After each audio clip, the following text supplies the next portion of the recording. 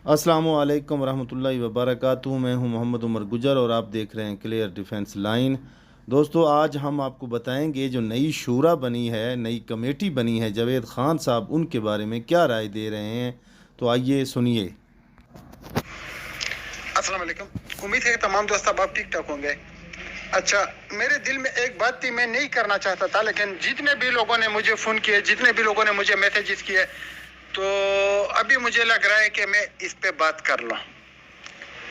क्योंकि मैं ये जो उलमाए किराम होते हैं ना, इनका मैं बेहद एहतराम करता हूँ। ये अगली बात है कि हम कमज़ोर हैं, हम गुनाहगार होंगे, हम यानी इस्लामी तरीके की ज़िंदगी पूरी तरह से जो गुजारना चाहिए मोहम्मद सल्लल्लाहु अलैहि वसल्लम के उसूलों पर, वो नहीं गुजार सकते, लेकिन कम से कम हम कोशिश करते हैं कि गुजार लें। तो जितना मुमकिन है वो हम कोशिश करते हैं, बाकी पूरा अल्लाह तौफीक दे के हम गुजार लें, लेकिन हम पूरे नहीं है। मैं खुद इकरार करता हूँ कि जो उसूल होते हैं इस्लामी, उसके ऊपर हम 100% पूरे नहीं उतर सकते, तो हमें 100% पूरा उतरने की कोशिश करनी चाहिए। और अभी ये कोशिश हमें एक मिसाल कायम करके करनी होगी। अभी हमारी शूरा कमेटी बन चुकी है, उनके पास अल्हम्दुलिल्लाह इस्लामी कुतुब का भी बहुत ज़्यादा ज़ाहिर होगा, और जो हमारे यानी स्पोक पर्सन है और चीफ ऑफ शुरा मजलिस शुरा हैं, वो भी जामिया अल अज़हर मिस्र, जो कि एक बहुत बड़ी दीनी दरसगाह है, उससे फ़ारिग़ तहसील है, तो उसको भी बहुत से मसले मसाइल का पता होगा। तो मैं ये बताना चाहता था कि अभी ये सब मिलके जो शुरा कौंसिल है या मजलिस शुरा है, उनको इन चीज़ों पर नज़रसानी करनी चाहिए कि जो आदमी, फॉर एग्जांपल मैंने सुना है, कहीं मैं आलिम दीन नहीं हूँ, मैं सुनी सुनाई बातें करता हूँ आप लोगों से, तो कुछ आलिम दीन हजरात अगर है तो वो इसकी तस्दीक या तरदीद कर सकते हैं कि अगर आप किसी काफिर मुल्क में भी रहते हैं तो आपकी उनकी उसूलों की, उनकी कवानीन की ताबेदारी करना होगी। तो अल्हम्दुलिल्लाह हम तो पाकिस्तान में रहते हैं और पाकिस्तान के कवानीन है और उनके उसूल है, तो उनकी ताबेदारी हम सब पर लाजिम है। तो इस लिहाज से मैं ये बताना चाहता था कि अभी सैफुर रहमान ने पाकिस्तान के कवानीन की खिलाफ वर्जी की है, पाकिस्तानी हुकूमत को नुकसान पहुँचाया है, पाकिस्तानी अवाम को नुकसान पहुँचाया है, और बहुत से लोग उसकी वजह से दर्दनाक जिंदगी गुजार रहे हैं। बहुत से लोगों की आपस में तलाक़ें हो गई, जो कि मैं आप लोगों के सामने ला चुका हूँ, और बहुत से लोगों की आपस में दुश्मनियाँ हो गई, जिसकी यानी कत्ल तक की वो हो गई है, इसमें वारदात हो गई है, सुजात आपके सामने है। लोगों के दुकानों पर फायरिंग हो गई, उसके लिए हाजी शफीउल्लाह साहब, शफीउल्लाह का बाप आपके सामने है, जिसका ताल्लुक दीर से है।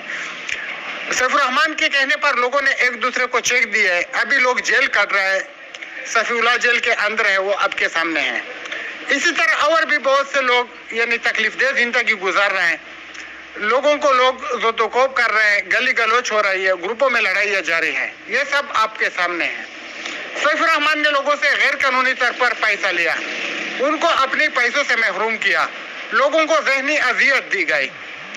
बच्चियों की शादियाँ उनकी वजह से रुक गई। और मैंने सुना है उलमा हज़रात इस बात की भी तस्दीक या तरदीद करेंगे कि जो चौराहे पर लोगों को लूटता है, उसकी शायद 3 दिन है या 1 दिन है या कितना भी टाइम के लिए है, वो किसी चौक पर लटकाने की सज़ा है इस्लामी उसूल के मुताबिक। अगर मैं गलत ना हो, अगर मैं गलत हूँ तो मैं एडवांस में माजरत चाहता हूँ। तो जो मैंने सुना है, मैंने वो बात की है, मैं आलिम दीन नहीं हूँ। तो मैं आप लोगों को बताना चाहता हूँ कि अभी